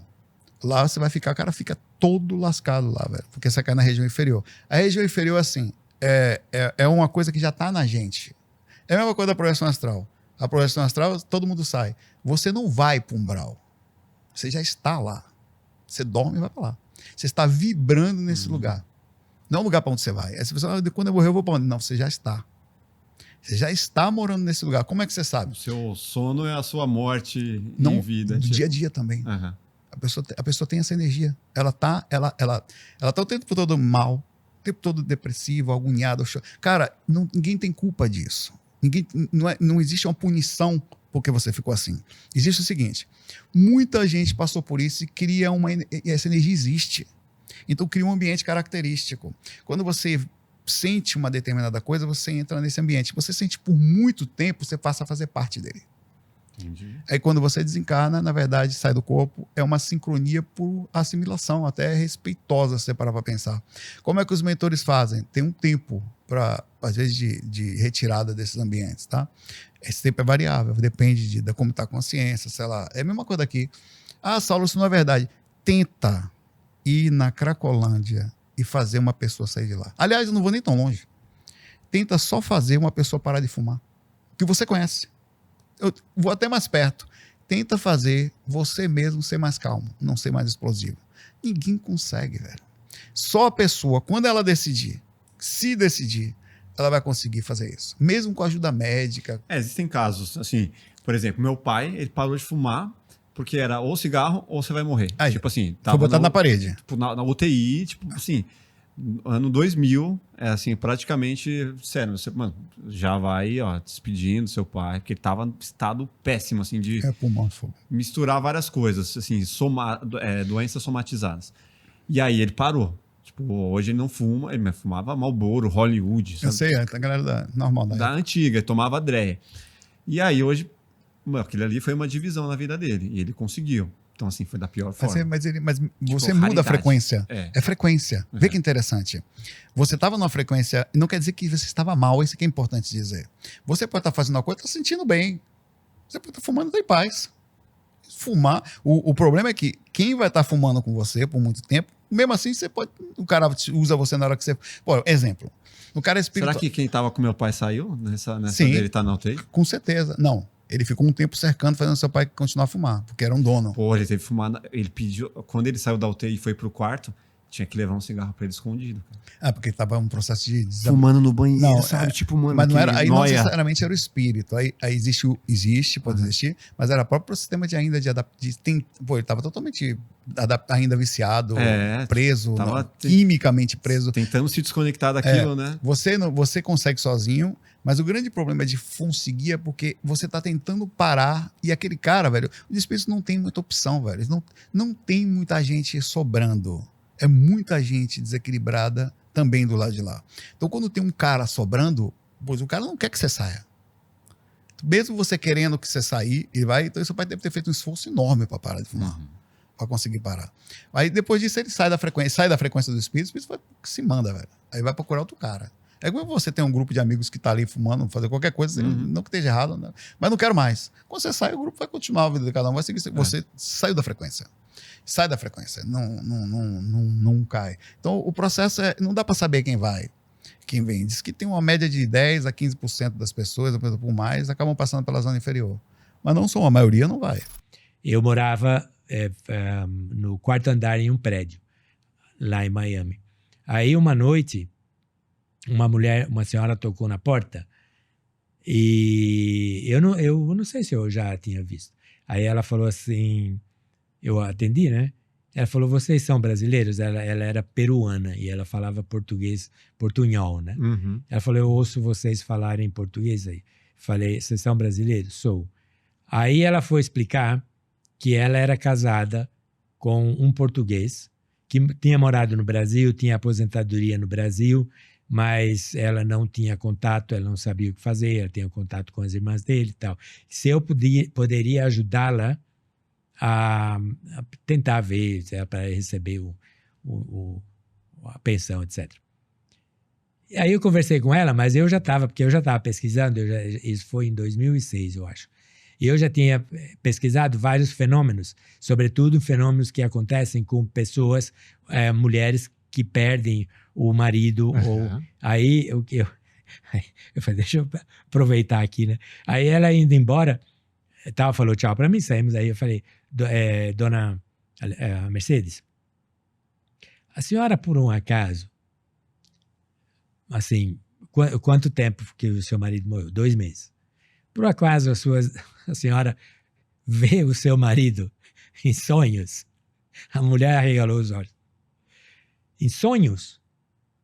Eu lo veo assim, como te estou vendo a ti. Falei, como assim? Ela falou, eu vejo ele assim. Onde? Na minha casa. E ela morava no mesmo andar que eu. Falei, como na sua casa? Ele está na minha casa, ele não sai de lá. Eu falei, há quanto tempo? Desde que ele morreu. Aí eu comecei a conversar com ele, falei, e o que é que ele quer? Ele está com raiva de mim, porque eu deixei ele ser internado em um asilo. Aí eu comecei a conversar com ela, né? Eles estavam casados há 30 anos e ele era muito violento. Ela sofreu violência doméstica, física, emocional, psicológica, de todo tipo, mas ela aguentou ficar com ele. E aí ele estava com mal de Parkinson, ficava numa cadeira de roda em casa. Mesmo assim, ele arrumava maneira de, por exemplo, de fazê-la tropeçar. Ele era muito ruim. Sim. E ele foi, ela foi reclamar então com o serviço social da cidade. Aí ela foi orientar, aí ele ia viajar. Aí eles falaram, ele vai viajar. Ele foi orientado pelo pessoal lá do governo municipal a trocar as fechaduras da casa. Trocar a fechadura da casa e não deixar entrar. Falou, quando ele voltar, que ele for tentar entrar, a senhora nos chama que nós vamos recolhê-lo e nós vamos interná-lo em um asilo. Aí ela fez isso. E ele foi, e ele ficou super bravo, e ela chamou, telefonou para eles, e eles vieram buscá-lo. Aí ele morreu, então, depois de 1 ano no asilo. Agora, a coisa mais fantástica, as irmãs dele, elas moravam em Miami também, elas não gostavam muito dela, né? Dessa mulher. Então, ele morreu, mas as irmãs não contaram para ela que ele tinha morrido. Ela só foi saber, só deram notícia 10 dias depois que ele tinha morrido. Só que depois eu estava conversando com ela e fazendo os cálculos, ele foi para casa dela no dia que ele morreu, porque quando a irmã falou que ele tinha morrido, ele já estava na casa dela há 10 dias, atazanando a vida dela. Caramba. E ela conviveu com ele. E aí, ele... Você vê como plasmar as coisas, né? Ela... Quando ele estava... Um dos exercícios que deram para ele quando que ele tinha o mal de Parkinson, para ele fazer, era pegar uma bolinha de tênis e jogar na parede. Joga, ela reboteia, você pega e volta, e faz aquele barulho. E eu falei, o que é que ele fica fazendo lá? Uma, ele ia atrás dela. E outra jogando a bolinha de tênis. Aí eu falei, mas ele não sai do seu apartamento? Sai para onde? Ele vai comigo para todo lugar. Onde ela ia, ele ia atrás. E eu perguntei então, e o que é que ele quer? Ele quer saber por que eu deixei ele no asilo. Sim. Aí eu falei para ela, e ela era vidente, ela via, depois conversando com ela, ela era de umas... tipo descendentes de incas, e eles muito espiritualizados também, ela via espíritos desde pequena, ela me contou. Aí acho que ela não sabia que eu era espírita, eu falei, eu poderia ir lá conversar com ele? Ela falou, sim, claro. Então marcamos um dia, então eu fui, mas eu não o via. Aí ela via. Então eu cheguei, eu fui lá, encontrei e tal, e fui lá conversar com ele. E ela me direcionava, onde ele está. Então a gente sentou na mesa, né? Sentado aqui e ela via ele, tudo. E eu falei, então a senhora intermedia. Ele tá ali. Ele tá, você fala pra lá. Tá aí. Aí eu comecei a falar. E eu coloquei os dois para conversarem. Então ele queria saber por quê. Aí ela já tinha me falado que ele era muito violento e que ele agredia fisicamente, emocionalmente. Aí eu falei, a senhora vai falar para ele exatamente por que ele foi para o asilo, que a senhora deixou ele para o asilo. Qual a razão? E ela começou a falar para ele isso aí.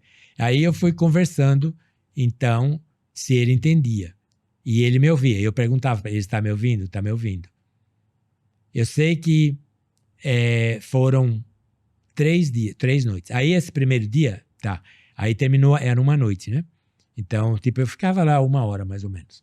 Aí depois da cozinha, quando nós terminamos, aí eu fiz lá uma oração e tal, e eu falei, e o que é que está acontecendo? Eu falei, está indo lá para a sala, e sentou no sofá. Aí eu fui lá, e eu, tipo, no espiritismo, você dá o passe magnético, né? Então eu fui lá, dei um passe e ele foi para casa. Aí eu falei para ela, se ele estiver aqui ainda amanhã, a senhora me avisa que eu vou falar com ele de novo. Aí no outro dia, 9 horas mais ou menos, ele tá lá. Aí eu falei, bom, então vamos lá de novo. Aí eu fui de novo. Aí nós começamos a conversar. E eu falei para ela, explica de novo direitinho. Fala para ele que a senhora o perdoa, apesar de toda a agressão que ele fez, tal. E aí teve já um intercâmbio muito interessante e, inclusive, teve um momento que ela é como se fosse uma catarse, sabe? Ela começou a chorar, teve um negócio muito bonito entre eles e teve esse trabalho de perdão e tal. Aí, no final, um pouco antes do final, ela arregalava os olhos assim. Eu falei, o que a senhora está vendo? Ela falou, a mãe dele está com ele. Ela se aproximou. A mãe já estava lá há muito tempo, só que ele não conseguia vê-la. Aí eu achei muito bonito. Aí os dois... Aí veio uma outra irmã, que estava desencarnada, tinha morrido também, e um amigo dele que ele gostava muito, que também tinha morrido. Aí no final, eu fiz lá uma oração de encerramento, e ela os viu volitando, flutuando, e saíram do prédio, do apartamento. Não tinha ninguém. Falei, tem alguém aqui? Não, estou sozinho. Falei, bom, então acho que funcionou. Aí no outro dia, só 9 horas ela bate de novo lá. Aí ela falou, eles estão de volta. Voltou. Aí eu fui lá e eu falei, ele sentado lá, o que ele quer? Ele quer pedir perdão. Olha. Uma coisa mais linda. E ela falou que ele era devoto do coração de Jesus. E era uma estátua que ele tinha lá dele. Ele se ajoelhou. Ela via ele se ajoelhando e pedindo perdão. Aí veio a mãe, veio a irmã, tudo desencarnado, o amigo, tudo. Meio que, assim, o cercaram. E aí eles foram embora e não voltaram mais.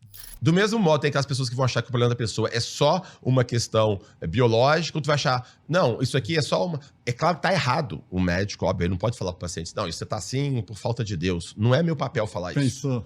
O meu papel é tentar entender para o paciente como é a espiritualidade dele.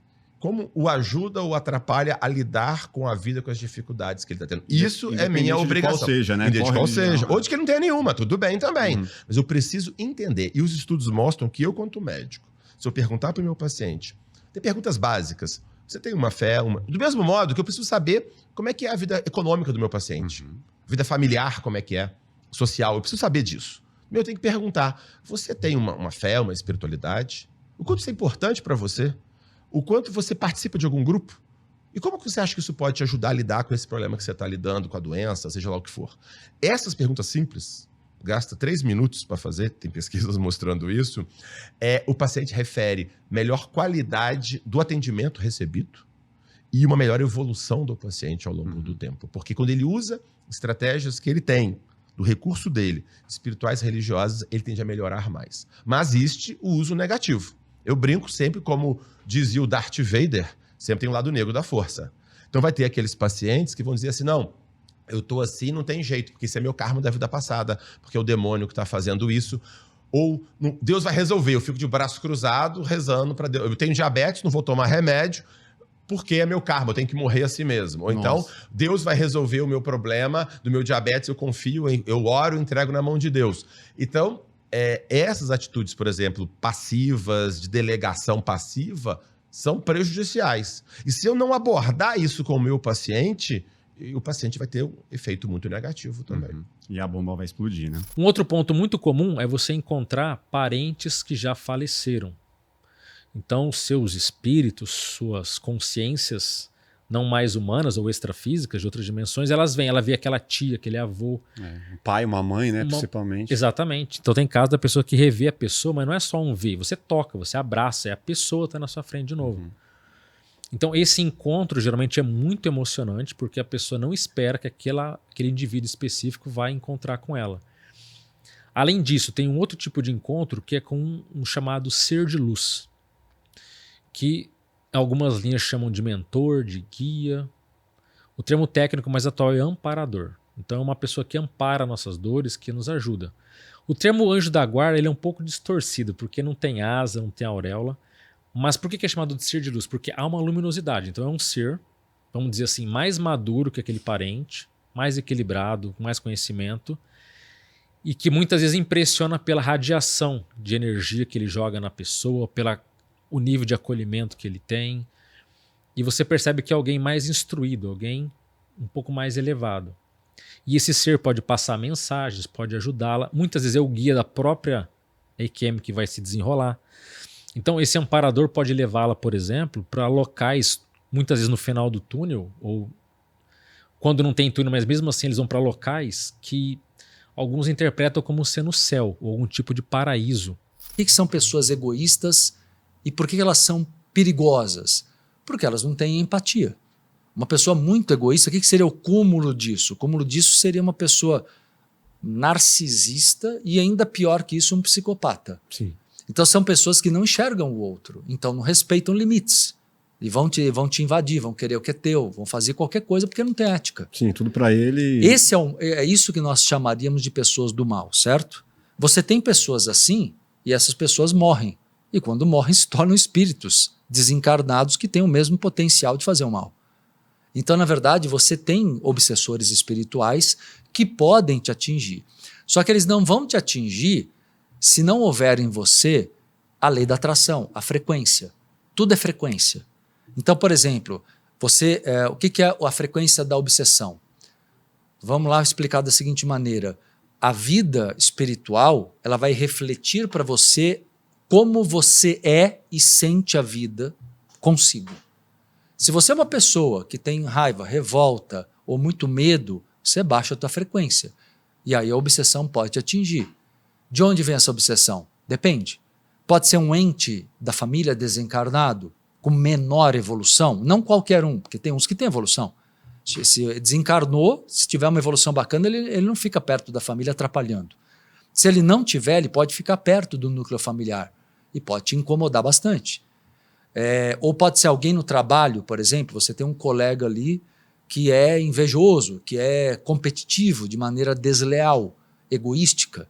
E ele pode, se ele tiver muita obsessão do lado dele pela frequência que ele está, o mal que ele pode desejar para você pode ser potencializado pela obsessão que acompanha ele. Nossa. E aí cabe a você manter tua frequência elevada. E o que você pode ter além disso? Dominar as bioenergias para ter autodefesa, técnicas, exercícios que você faz em casa de autodefesa e dominar o contato com os teus mentores, porque eles te ajudam. Então você também tem um lado de ajuda. Então você não está sozinho, entendeu? Não é para ter medo disso. Quais seriam esses mentores? Os mentores, eles existem inúmeros. Você tem um mentor pessoal, que é um cara, mentor ou mentora. É quando fala assim, tem um caboclo, é mais ou menos isso? Mais ou menos isso. Eu explico para você o que são as linhas, tá? Mentor pessoal, ele é o principal da tua vida. Por exemplo, lá, vamos voltar para o Intervidas. Lá no plano espiritual, sim, antes de reencarnar, no período da Intervidas, você combinou, eu falei da combinação com a mãe, sim, só que você combinou com o teu mentor de te acompanhar durante a encarnação.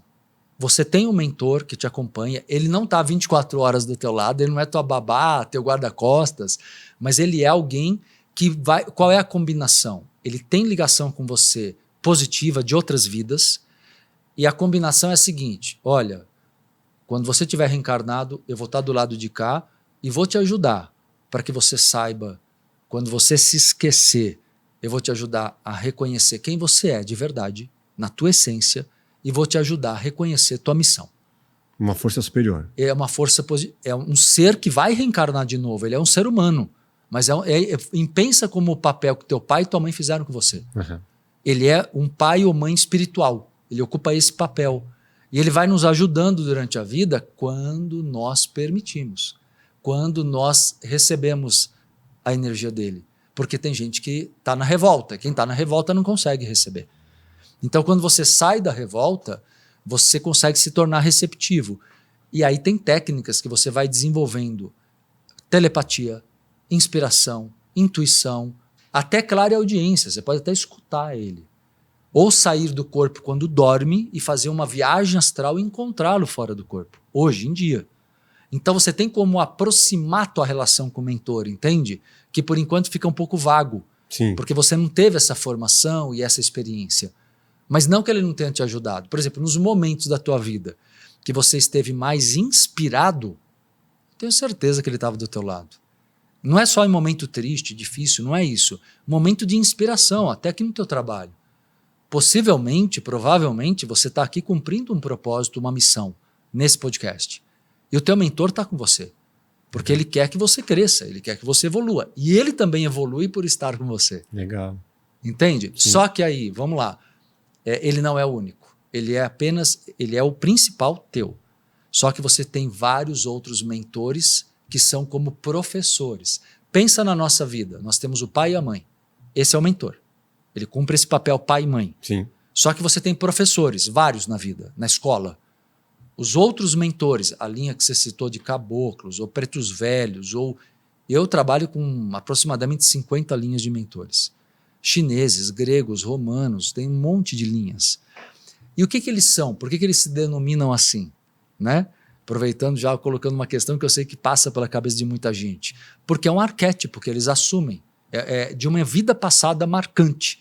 E eles assumem esse arquétipo para facilitar tua percepção da presença e para você poder entender que ele tem algo ligado àquele arquétipo. Tipo, o preto velho, ele vai trazer para você um amor, uma simplicidade, uma conexão com a verdade do velho sábio ancião. Ele é o arquétipo do velho sábio ancião. No Brasil é chamado de preto velho, mas poderia ser o velho xamã. Eu me forço a não acreditar em magia negra, mas você tá começando a mudar a minha visão.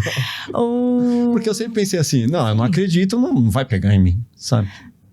Não, mas eu acho assim, quando a gente tem uma força espiritual e acredita mais, a luz sempre vai ter mais força. Vai sujar e vai limpar. Pensa dessa forma, vai pegar o quê? Uma camada. Imagina que cada vez que a gente faz uma oração, cada vez que a gente se conecta, cada vez que a gente tem um sentimento favorável, um pensamento de luz, uma ação, uma dádiva para o outro, sem nenhum interesse ou egoísmo, toda vez que a gente tem isso, a gente cria o quê? Como se fossem camadas espirituais. Imagina assim, são camadas de cebola de luz. Então uma magia negra, ela vai ser enviada, ela vai bater na primeira camada, não vai entrar no todo, não vai entrar com tanta força. Agora, quem já tem uma ressonância com a sombra, quem já está mais fragilizado, ou às vezes, dependendo da magia, se é com uma ritualística muito forte, como sacrifícios mais pesados, carne de cadáver, essas coisas todas que a gente conhece, ela vem com um potencial mais forte. Aí ela pega com mais intensidade. Eu falei sobre isso com um espiritualista que veio aqui, o Spook Houses, e ele falou assim, tudo bem, você pode estar ok, você pode estar com a sua energia alta, mas você não sabe quem está na sua casa. Sei lá, a sua filha ou a sua esposa. Então, se alguém fizer um trabalho para você, você tá ok, pode ser que isso rebata em outra pessoa da casa. Faz sentido isso para você? Faz sentido. Depende também, eu acho que, da origem da magia que foi feita. Porque às vezes tem gente que manda magias muito específicas. Eu quero que você se lasque. Mas você se lasque... Se aqueles que você ama tiver com problema, também não vai te prejudicar. Então, às vezes, ela dá esse reboot e acaba pegando em outros locais também. E aí, sobre esse questionamento, eu também falei com o Carlos Florencio, e ele falou assim, quando ele colocou essa ideia na sua cabeça, propositalmente ou não, ele levou o mal para você, porque ele fez você acreditar que essa magia pode te pegar de alguma forma, ou pode pegar alguém da família. Mas então eu ele te amedrontou. Eu acredito mais na luz. Eu acho assim, a luz entra na sombra, a sombra não entra na luz. Então, o que você faz? Você é mais consciente, eu protejo a minha família, eu tenho luz suficiente para proteger todos que estão em volta de mim. Eu faço, faço a minha oração, eu ouço um negócio que é bacana. E tem que confiar nessa luz. Eu confio. A gente tem que entregar aquilo que a gente é, a nossa casa, a nossa família, o nosso eu, as nossas coisas, para aquilo que a gente confia. Independente se é da energia, independente se é Deus, se é um orixá, se é um mestre, se é um ser. Em quem você confia? No que você confia? Então, não tem nada mais forte do que a luz. Não tem nada mais forte que Deus. Deus sabe tudo, não é onisciente, onipresente? Então, tudo que a sombra está arquitetando, a luz de alguma forma já sabe. Então, a solução já está pronta, o livramento já está pronto. É só a gente entrar nessa frequência de eu acredito no livramento, eu acredito na transmutação. Tem uma lei universal que isso poucas pessoas falam, da transmutação perpétua, ela chama. É uma lei que fala que todos nós somos transmutadores. Então, não é porque eu sou espiritualista que eu sou transmutadora, não é porque um guru ele é transmutador. Todos nós, todas as consciências que existem no universo são transmutadores. O que isso significa? Você pode captar uma energia negativa e transmutar numa positiva. Então, alguém te mandou uma magia, se você não está naquela frequência, ela não vai te pegar. Imagina que um ataque energético é como se ele seguisse uma estação de rádio. Se você não sintonizar naquilo, ele não está te vendo. Se você estiver numa frequência alta, ele não vai te ver. E o que vai acontecer? Ele vai voltar com essa encomenda para quem enviou. Você não abrir a porta, ela não vai entrar. Por isso que é tão importante sentimentos, ações, hábitos, aquilo que a gente ressoa. Tá bem, né? Tá bem.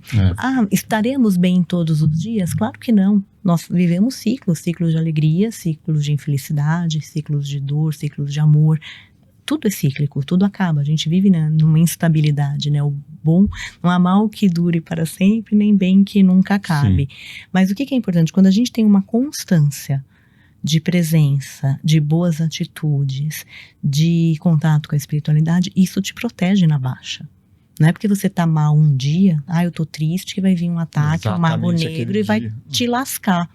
Não, mas mantenha a constância. A recomendação que eu dou para todo mundo é busque a constância. O que me faz bem é estar em conexão com a espiritualidade, conecte-se com a espiritualidade. O que me faz bem é ajudar estar na natureza, fazer uma caridade. O que te faz bem? O que te torna uma pessoa melhor? Faça isso, mas faça com constância, para criar uma robustez energética. Tem um outro caso também falando de cicatrizes, um caso famoso indiano chamado Ravi Shankar. Esse Ravi, ele começou a falar que ele estava comendo goiaba e 2 caras vieram e passaram o canivete no pescoço dele. Nossa! E aí ele lembrou de tudo, quem ele era, o nome da esposa. E essa criança... Primeiro, você pode falar, mas o pai queria propaganda. Primeiro, isso era décadas atrás, não tinha internet. Não tinha divulgação. O pai batia no menino para ele calar a boca, para ele não falar nada. Mas levaram ele na cidade, ele tinha renascido há muito pouco tempo, mesmo padrão. A cidade vizinha, levaram a cidade vizinha. E lá ele também olhou pro irmão e falou: você é meu irmão, nome tal, você é meu irmão. Abraçou os irmãos, abraçou os amigos, reconheceu todo mundo. Falou de um dinheiro que estava escondido que ninguém sabia. Olha aí. Falou de detalhes para a esposa que só o casal sabia. E outra coisa, ele falou: quem tirou a minha vida foi aquelas 2 pessoas. Ele deu o nome das pessoas. Um deles não acharam, o outro confessou para a polícia que ele tinha de fato passado o canivete como o garoto descreveu. E aceitaram o depoimento dele? Ele foi preso, mas parece que logo depois foi liberado na época. Aí as leis locais, eu não sei o porquê que foi liberado. E essa criança, o Ravi, também, quando ele nasceu, ele tinha uma cicatriz no pescoço, onde teria sido passado o canivete. A cicatriz é um padrão, né? É um padrão. Porque aí tem uma teoria vasta. Eu não sei nem como explicar de forma simplória, mas assim... Posso tentar explicar por que tem a cicatriz? Por favor. Quando uma pessoa tem uma experiência de quase morte, como a gente falou, um acidente que ela se vê fora do corpo, digamos que nós temos o corpo físico, certo? E aquele corpo que é o corpo espiritual, o corpo astral, o espírito, aquele corpo translúcido, né? São 2 corpos, certo? Vamos supor, tem um corpo físico e um corpo que é o espírito. Uns vão falar que é alma, outro espírito. Perispírito, psicossoma, corpo astral, outro dia eu chamei de alma, me trituraram na internet. Que não pode falar alma porque é espírito. Eu não sabia. Tem essas nomenclaturas. Mas vamos colocar que desses 2 corpos tem uma espécie de chiclete entre eles, que é uma energia densa. Quando a gente está acordado, vamos colocar que tá tudo junto. Tá tudo junto. Quando alguém tem uma experiência que ela se vê fora do corpo e esses corpos se separam, esse chiclete ou essa energia fica nos 2 corpos. Por isso que muitos veem o tal do cordão de prata. É isso que eu ia falar. Cordão prata. Essa energia que ela é alongada e muita gente vê na própria quase morte. Alguém fala: nossa, eu vi meu corpo lá na cirurgia e tinha um frio prateado me ligando àquele corpo. Essa é a energia. Quando o indivíduo ele falece, ele desencarna, ele morre, há uma ruptura dessa energia. Fica um pouco de energia no corpo físico, que vai se dissipando, e uma energia no corpo sutil. Até aquela ideia de velório de 7 dias é até uma homenagem simbólica que leva mais ou menos 7 dias para essa energia dissipar. Mas o indivíduo que ele faleceu e essa energia não dissipa dele, é aquele cara que quer comer, que quer fumar, vamos dizer, ele morreu e não sabe que morreu, ele quer coisas mundanas, ele se sente muito denso. E um indivíduo saudável é aquele que dissipa essas energias e consegue usar telepatia, ele consegue ter uma expansão do ser que ele é. Quando ele renasce sem dissipar essas energias, vem tudo do corpo anterior dele. Os vícios, traumas, doenças, tudo que ele tinha pode vir. Entendeu? Sim. Ou o indivíduo dissipa essas energias e fica bem, ou ele, por apego, por desequilíbrio emocional, ele renasce muito rápido com aquele corpo energético e isso traz a cicatriz, a dor, problemas. Então tem pessoas também que faleceram com alguma doença crônica humana. Quando ele renasce, ele apresenta o mesmo padrão de doença, porque tem essa teoria. Assim, eu fiz um esforço de explicar de forma simples e rápida, mas há uma longa teoria até de experimentos e vivências que mostram que é essa carga energética que traz a informação do processo anterior. Por isso que tem tantos casos de crianças que lembram com marcas que remetem a essas existências passadas, né? Se nós formos ver, pra gente todas as grandes tradições, espirituais e filosóficas da história da humanidade têm essa visão. De alguma forma, que nós não somos um mero produto do corpo. De que existe alguma coisa além disso e essa alguma coisa sobrevive. Desde Platão, né? Sócrates fala sobre isso, Pitágoras. Vamos pegar a origem da Grécia Antiga. Pitágoras, Sócrates, Platão, Aristóteles, todos eles falam dessa perspectiva. Isso foi assim ao longo da história, tá? E todas as principais tradições espirituais defendem isso também. O budismo, o hinduísmo, o cristianismo, de alguma forma, defendem esse tipo de visão. O espiritismo também, dessa mesma tradição, defende esse tipo de visão. E mesmo no ambiente científico, isso é muito importante, deixar claro, tá? Muitos, só para dar 2 exemplos, que equivocadamente se acha que a psicologia científica surgiu para negar essa visão segunda e afirmar a primeira visão. Falso. Só para a gente ter uma ideia, os 2 considerados criadores da psicologia científica foi Wilhelm Wundt na Alemanha e William James nos Estados Unidos. Eles não tinham essa visão materialista. William James, inclusive, ele estudava fenômenos como telepatia, experiência mediúnica e estava convencido que o cérebro sozinho não explicava aquilo. Estava convencido disso. Fundador de psicologia científica nos Estados Unidos, em Harvard. E na neurociência, por exemplo, um dos maiores nomes que todo mundo que estuda neuroanatomia na medicina, na psicologia, vai saber do homúnculo de Penfield. Penfield é um grande neurocientista canadense que mapeou o cérebro, uma região no cérebro, etc. e tal.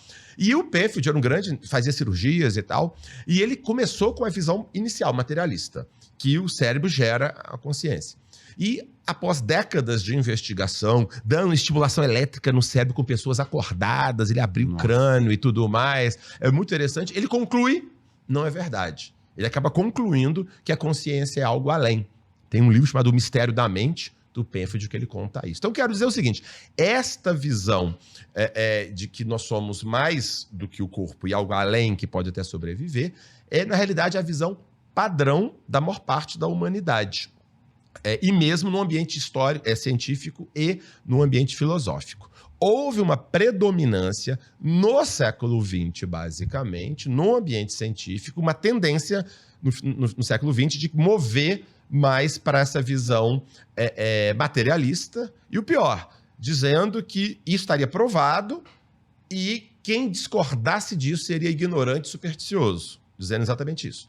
Só que a gente tem vários estudos mostrando, entre filósofos, entre psiquiatras, mostrando que pelo menos metade aceita uma visão da mente ser algo além do cérebro. Então, resumo, a história é muito mais interessante, complexa e o jogo continua sendo jogado. Então vamos lá, eu quero saber a sua opinião. Me diga, você já teve alguma experiência de quase morte, alguma viagem astral, algo sobrenatural?